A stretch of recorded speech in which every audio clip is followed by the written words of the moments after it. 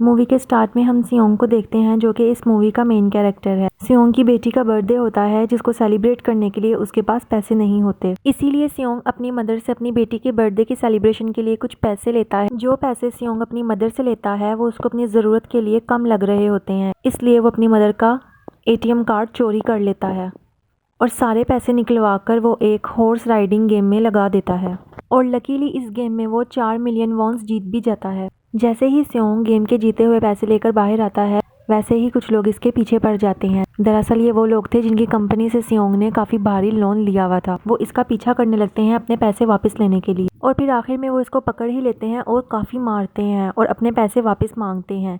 लेकिन सियोंग जब इनका लोन चुकाने के लिए अपनी पॉकेट्स को देखता है तो उसकी पॉकेट्स में पैसे ही नहीं होते और फिर उसको याद आता है कि वो भागते हुए किसी लड़की से टकराया था, शायद उसने इसकी पॉकेट मार ली हो। सियोंग इन लोगों से कुछ टाइम मांगता है और वो लोग इसको 1 माह का टाइम देते हैं और एक एग्रीमेंट पे साइन करवाते हैं। इसके बाद फिर हम देखते हैं कि सियोंग कुछ पैसों का अरेंज करता है और अपनी बेटी को डिनर पर लेकर जाता है। इसके बाद सियोंग स्टेशन पर जाता है अपनी ट्रेन पकड़ने के लिए, लेकिन उसको पता चलता है कि उसकी तो ट्रेन मिस हो गई है। फिर वो अपनी ट्रेन के आने का वेट करने लगता है कि इतने में ही एक अननोन पर्सन आकर उसके पास बैठ जाता है। वही अननोन पर्सन सियोंग से कहता है कि तुम मेरे साथ एक गेम खेलो, अगर तुम वो गेम जीत गए तो मैं तुम्हें 1 लाख वॉन्स दूंगा। इस अननोन पर्सन की गेम काफ़ी अजीब थी। गेम का रूल ये था कि वो अननोन पर्सन सियोंग के मुंह पर थप्पड़ मारेगा और बदले में सियोंग किसी किस्म का कोई रिएक्शन नहीं देगा।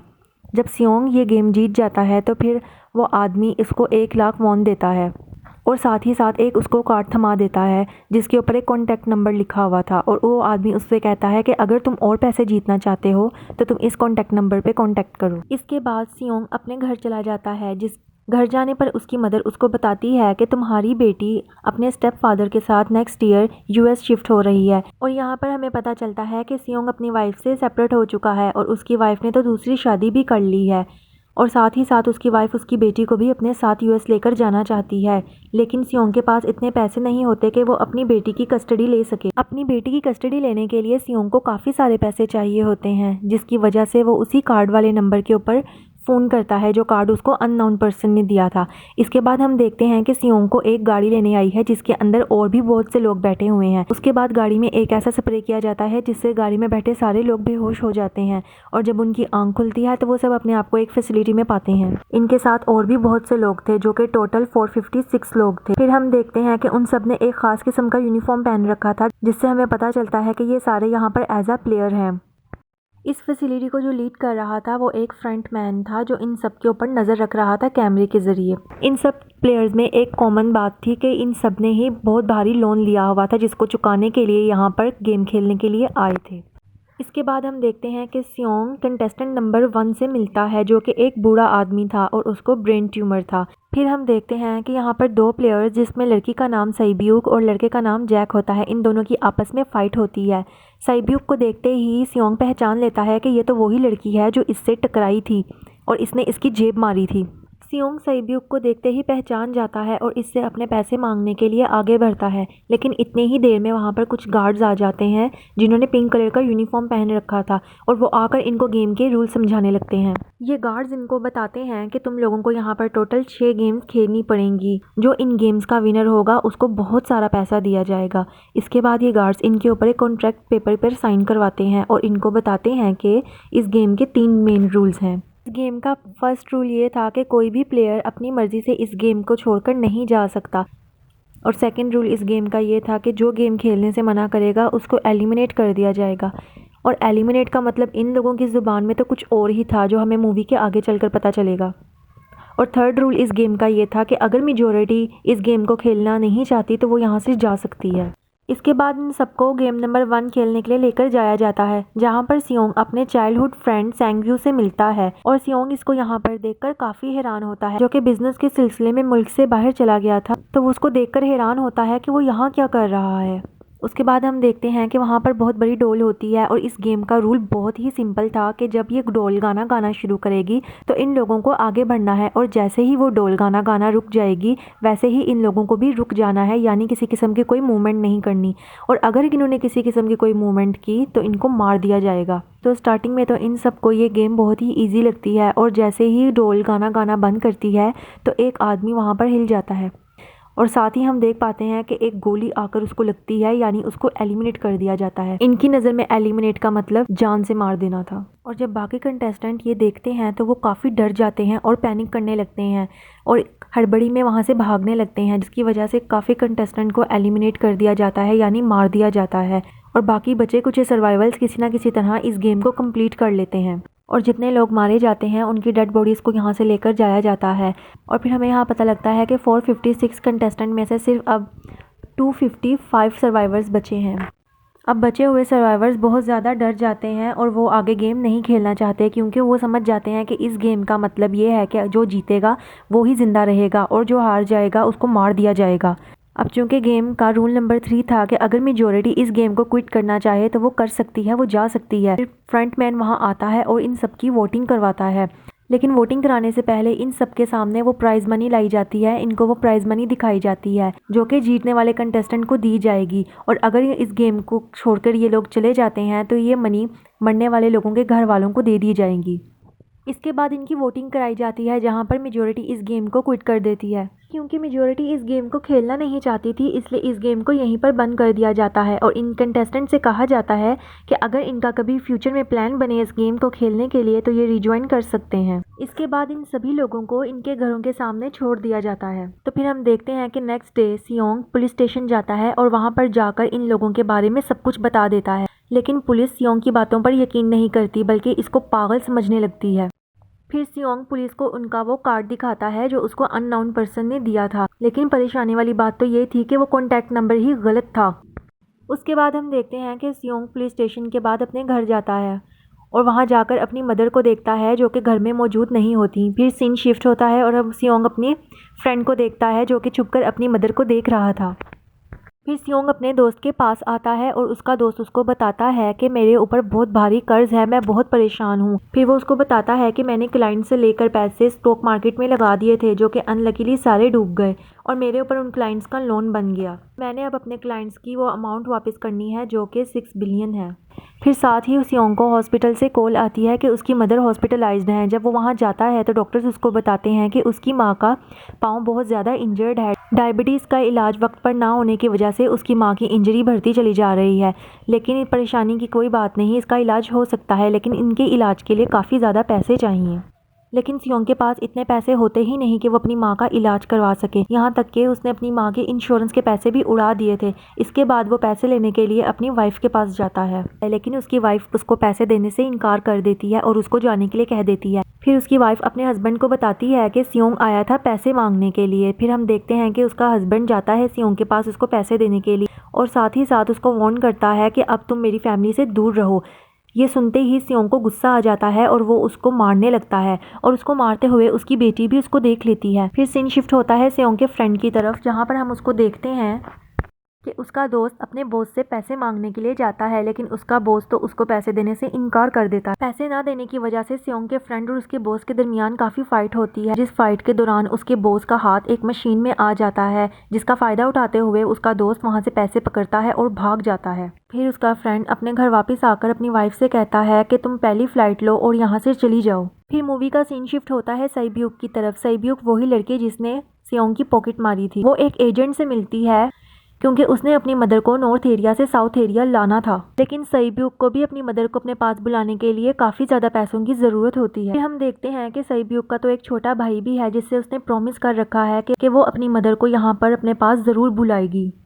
इसके बाद हम देख पाते हैं एक ऑफिसर को जो कि अपने भाई की तलाश में था। उसका भाई उसको काफ़ी दिनों से नज़र नहीं आता, जिसको फिर वो देखने के लिए उसके घर जाता है और वहाँ पर उसकी चीज़ों को देखने लगता है, जिससे उसको ये पता चलता है कि वो तो काफ़ी अरसे से अपने घर पे भी नहीं आया। घर की चेकिंग करते हुए पुलिस ऑफिसर को एक कार्ड नज़र आता है। वो कार्ड को देखते साथ फ़ौरन पहचान जाता है कि ये तो वही सेम कार्ड है जो उसने सियोंग के पास भी देखा था। इसीलिए ऑफिसर जाता है सियोंग के पास और जाकर उससे इस कार्ड के बारे में पूछता है, लेकिन सियोंग तो उसको कुछ भी नहीं बताता।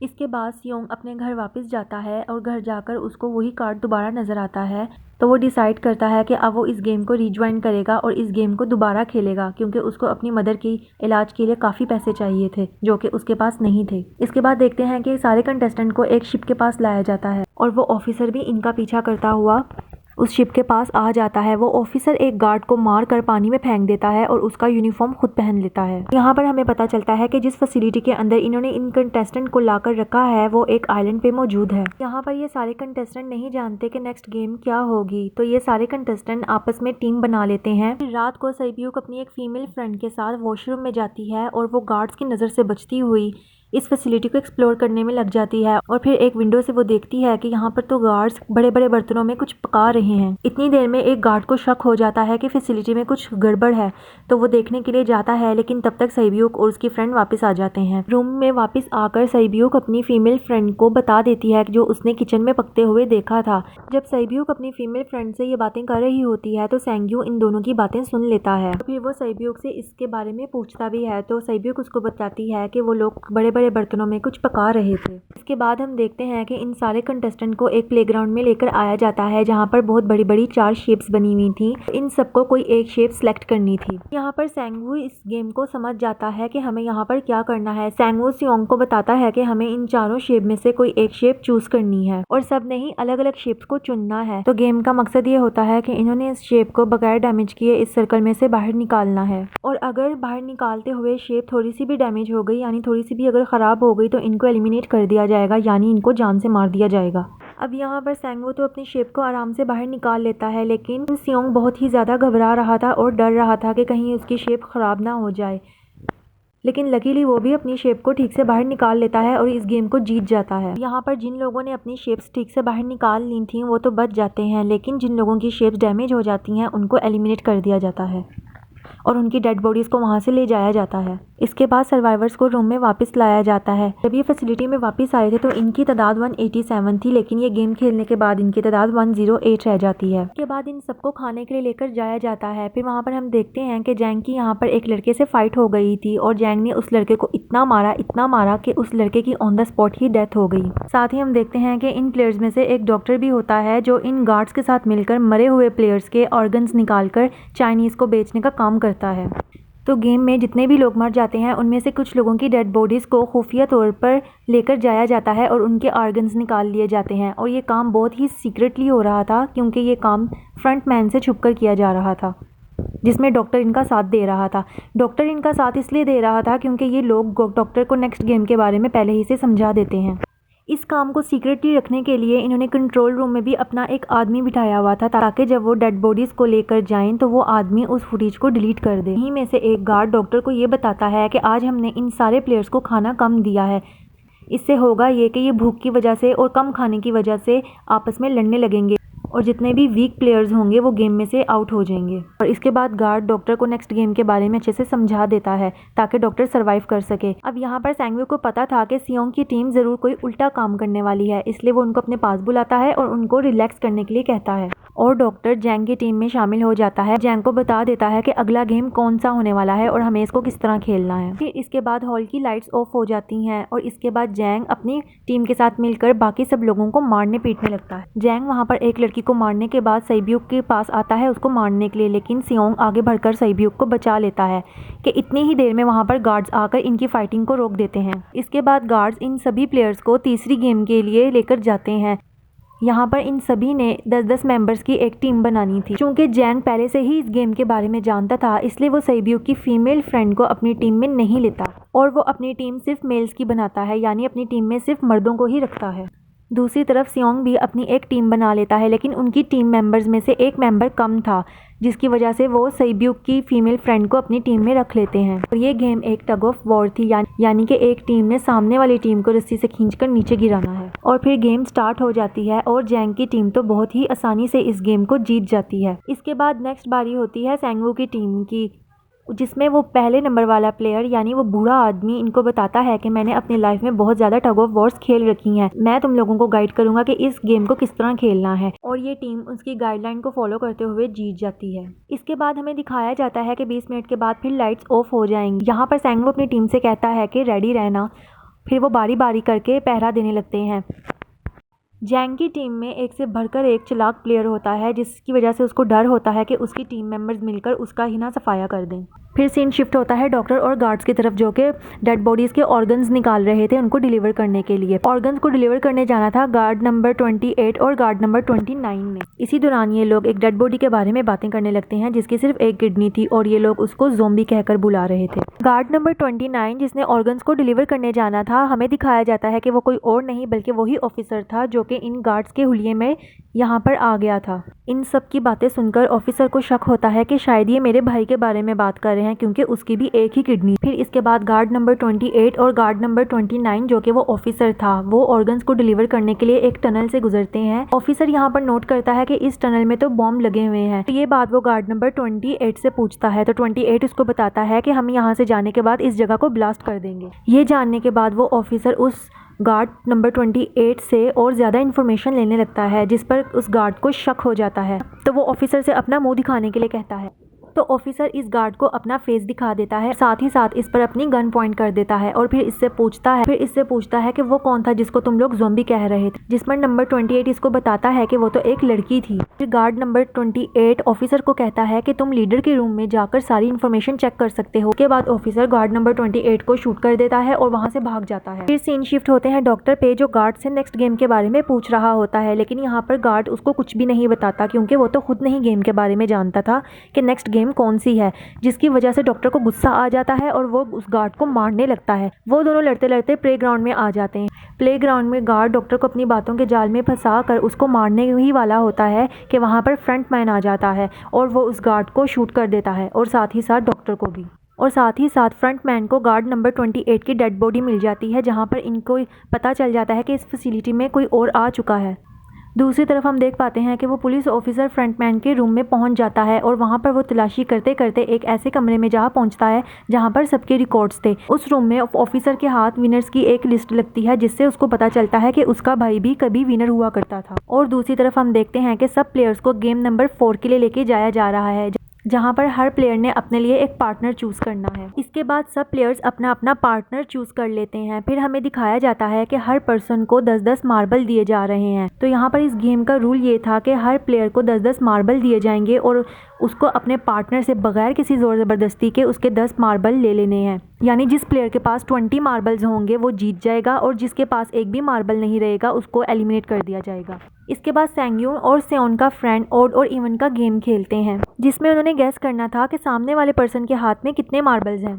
अब यहाँ पर सियोंग का फ्रेंड सेंग्यू के सारे मार्बल्स जीत जाता है। सेंग्यू के पास सिर्फ एक मार्बल बचता है। अब सेंग्यू यहाँ समझ गया था कि वो यहाँ पर नहीं बच पाएगा, उसको एलिमिनेट कर दिया जाएगा क्योंकि उसके पास कोई मार्बल नहीं था सिवाय एक मार्बल के। तो वो सियोंग के फ्रेंड को अपनी बातों के जाल में फंसाता है और उसको यकीन दिलवाता है कि यहाँ पर जो लोग हार चुके हैं उनका एक और मैच खिलवाया जाएगा। और इस तरह सेंग्यू धोखे से सियोंग के फ्रेंड के सारे मार्बल्स ले लेता है और उससे कुछ कहे बगैर जाकर गार्ड को अपने मार्बल देकर वहाँ से चला जाता है। इसके बाद जब सियोंग का फ्रेंड अपने मार्बल्स को चेक करता है तो वो देखता है कि इसमें तो पत्थर है और सियोंग ने उससे झूठ बोला था। दूसरी तरफ हम देखते हैं कि प्लेयर नंबर 1 यानी वही बूढ़ा आदमी, उसकी तबीयत खराब हो रही थी और वो यहाँ वहाँ घूम फिर रहा था। अब यहाँ पर सियोंग उस बूढ़े आदमी को इंसिस्ट करता है अपने साथ गेम खेलने के लिए और उससे एग्री भी करवा लेता है। फिर यहाँ पर ये दोनों भी ऑड और इवन का गेम खेलते हैं। बूढ़ा आदमी काफ़ी तेज़ होता है और वो सियोंग के सारे मार्बल्स ले लेता है, लेकिन लास्ट मार्बल पे आके वो ये भूल जाता है कि उसने कौन सा मार्बल सेलेक्ट किया था। इस तरह सियोंग सारे मार्बल अपने वापस जीत जाता है।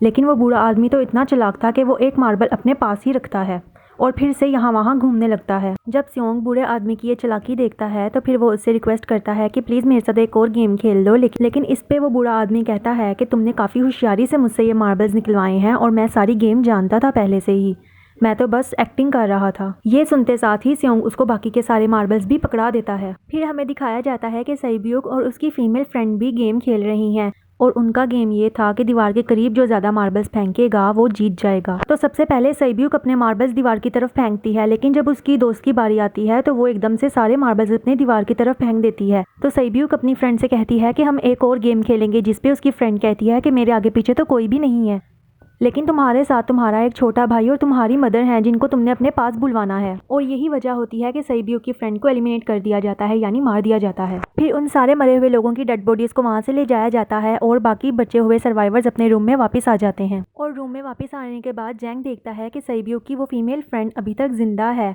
जो कि काफ़ी मज़े से बैठी होती है। फिर यहाँ पर हमें पता चलता है कि सईब्यूक की ये वाली फीमेल फ्रेंड पहले जैंग की भी फ्रेंड हुआ करती थी, लेकिन किसी वजह से इन दोनों की आपस में लड़ाई हो गई और ये दोनों अलग अलग हो गए। फिर सीन शिफ्ट होता है फ्रंटमैन की तरफ, जिसको उस डेड बॉडी के पास एक पुलिस ऑफिसर का पासपोर्ट मिल जाता है। साथ ही फ्रंटमैन को ये मैसेज मिलता है कि उसके सारे वीआईपीज आ गए हैं और वो उनको रिसीव करने के लिए वहाँ से चला जाता है। इसके बाद फ्रंटमैन सारे वीआईपी गेस्ट को उनके कमरे में लेकर जाता है और उसके बाद वो जाकर एक और आदमी को उनके आने की इन्फॉर्मेशन देता है, जहां पर हमें पता चलता है कि वो इस सारी फैसिलिटी का ओनर था, यानी कि वो ये सारी गेम्स उसके कहने पर खेली जा रही थी। और ये आदमी कौन था ये हमें मूवी के एंड पे पता चलेगा। फिर नेक्स्ट डे उनको गेम नंबर 5 की तरफ लेकर जाया जाता है, जहाँ पर वो देखते हैं कि वहाँ पर 16 नंबर्स पड़े हुए हैं और उन सब ने अपना अपना नंबर सिलेक्ट करना है, जहाँ पर सारे प्लेयर्स आगे बढ़कर अपना अपना नंबर उठा लेते हैं। फिर लास्ट में नंबर 1 और नंबर 16 बचता है।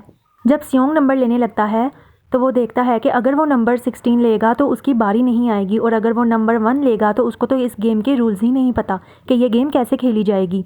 अभी ये वो सोच ही रहा होता है कि वहाँ पर एक और प्लेयर आ जाता है और वो नंबर 1 ले लेता है, और वो सियोंग से कहता है कि वो अपनी ज़िंदगी में कभी भी पहले नंबर पर नहीं आया, इसलिए उसको वो नंबर 1 लेने दे। फिर गेम स्टार्ट हो जाती है और उनकी गेम का रूल ये था कि इनको दिए हुए टाइम के अंदर अंदर ब्रिज के दूसरी साइड पर जाना था। अब आप सोच रहे होंगे कि ये तो बहुत ही इजी गेम है, लेकिन ऐसा बिल्कुल नहीं है।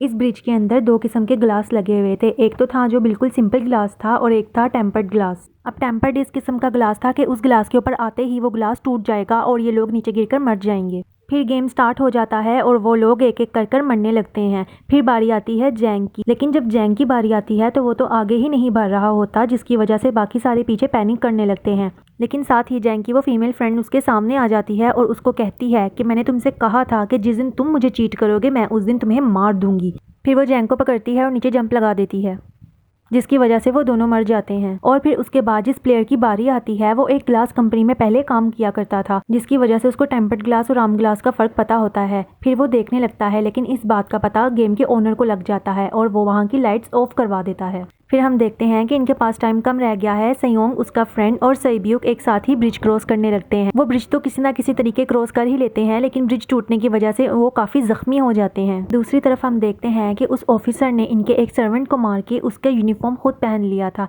लेकिन उसके ऊपर एक वीआईपी को शक हो जाता है और वो उससे कहता है कि अपना मास्क रिमूव करो। फिर वो ऑफिसर उससे कहता है कि ठीक है मैं अपना मास्क रिमूव कर दूंगा, लेकिन अंदर रूम में जाके। फिर वो अंदर रूम में जाके अपना मास्क रिमूव करता है और उस वीआईपी को मार देता है। लेकिन इन पे फ्रंटमैन को शक होता है और वो उस ऑफिसर के पीछे जाता है, जिसका ऑफिसर को पता चल जाता है और ऑफिसर उस फैसिलिटी से भागकर आइलैंड पे चला जाता है। फिर वो ऑफिसर आइलैंड पर जाकर वो सारे प्रूफ जो उसने अपने मोबाइल में कैप्चर किए थे वो अपने सीनियर ऑफिसर को सेंड करता है, लेकिन सिग्नल ना होने की वजह से उसके मैसेजेस नहीं जाते। इतनी देर में फ्रंटमैन भी अपने कुछ गार्ड्स के साथ वहाँ पर आ जाता है और आकर ऑफिसर को पकड़ लेता है। फिर वो उससे कहता है हमारे साथ चलने को, लेकिन ऑफिसर मना कर देता है और साथ ही ऑफिसर अपनी पिस्टल निकाल के फ्रंटमैन को शूट कर देता है। गोली लगने के बाद फ्रंटमैन अपना मास्क उतारता है तो ऑफिसर देखता ही रह जाता है कि ये तो उसका अपना भाई था जिसको ढूंढने के लिए वो यहाँ तक आया था। फिर इसके बाद फ्रंटमैन भी उसको शूट कर देता है, जिससे ऑफिसर मर जाता है और वो ऑफिसर पानी में जाके गिरता है।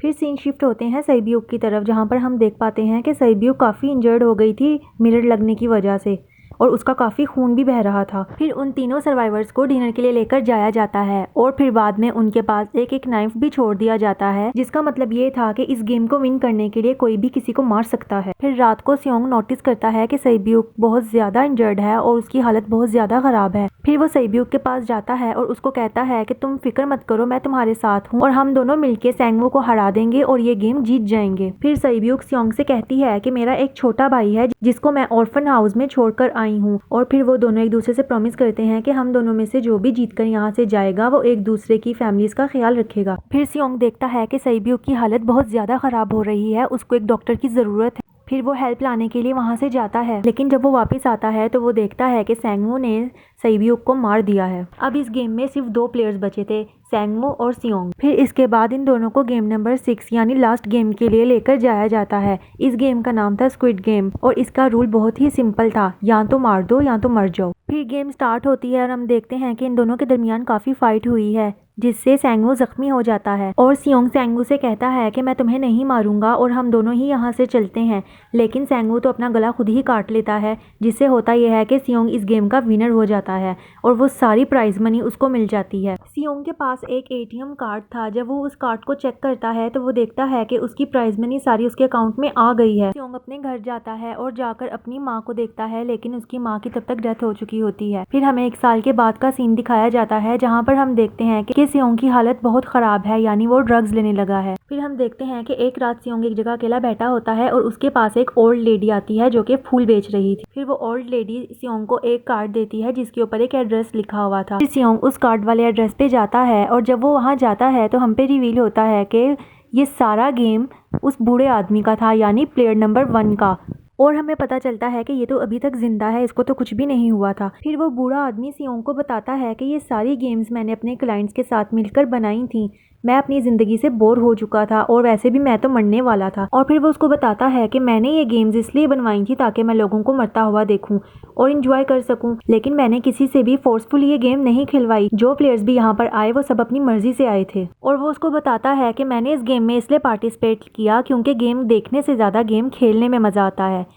और वो उसको ये भी कहता है कि तुम्हारे पास इस वक्त जितने भी पैसे हैं वो सारे मेरे ही दिए हुए हैं। ये कहते साथ ही फिर हम देखते हैं कि वो उस बूढ़े आदमी की मौत हो जाती है। फिर इसके बाद सियोंग सईब्यूक के भाई के पास जाता है, उसको वहाँ से लेकर वो सैंगवू की मदर के पास जाता है और उनको कहता है कि आप इस बच्चे का ख्याल रखना, और साथ ही साथ वो उनको पैसों से भरा हुआ बैग दे देता है। फिर इसके बाद वो स्टेशन जाता है जहाँ पर उसको वही अननोन पर्सन नजर आता है। फिर सैंगवू उसका पीछा करता है, लेकिन उस तक पहुँचने से पहले ही वो ट्रेन पकड़कर जा चुका होता है। फिर इसके बाद सियोंग उस कार्ड वाले नंबर पर फ़ोन करता है और पूछता है कि तुम लोग आखिर हो कौन और तुम लोग ऐसा लोगों के साथ क्यों कर रहे हो। फिर आगे से उसको रिप्लाई मिलता है कि सियोंग, अगर तो तुम अपनी जान बचाना चाहते हो तो फ्लाइट पकड़ो और यहाँ से चले जाओ। ये कहकर कॉल कट हो जाती है और फिर हम देखते हैं कि सियोंग फ्लाइट की तरफ जा रहा था और यहीं पर मूवी का एंड हो जाता है।